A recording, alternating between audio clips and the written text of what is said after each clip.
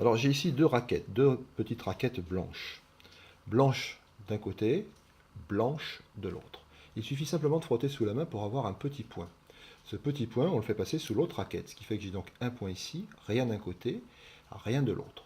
Je refrotte sous la manche, j'ai un deuxième point. Ce deuxième point, je le fais passer en dessous de la raquette, ce qui fait que j'ai donc un point ici, un point derrière, rien d'un côté, rien de l'autre. Je refrotte une troisième fois, j'ai un troisième point. Ce troisième point, je le fais passer sur cette raquette, ce qui fait que j'ai donc deux points d'un côté, deux points ici, deux points de l'autre côté, bien sûr, rien d'un côté, rien de l'autre.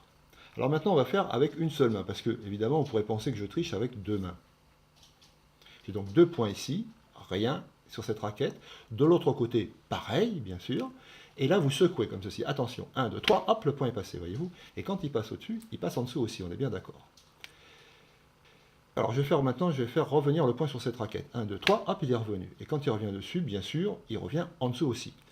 Alors là, maintenant, je vais faire une passe qui était un petit peu plus difficile, un petit peu plus compliquée. Je vais faire passer un point sur cette raquette, mais pas en dessous. Attention. 1, 2, 3, hop, le point est passé. Mais en dessous, il n'est pas passé, ça je vous avais prévenu.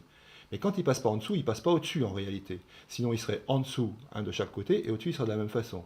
Là, ça devient un peu plus compliqué. Vous avez compris, ce sont les points qui voyagent d'un côté comme de l'autre, c'est à n'y rien comprendre.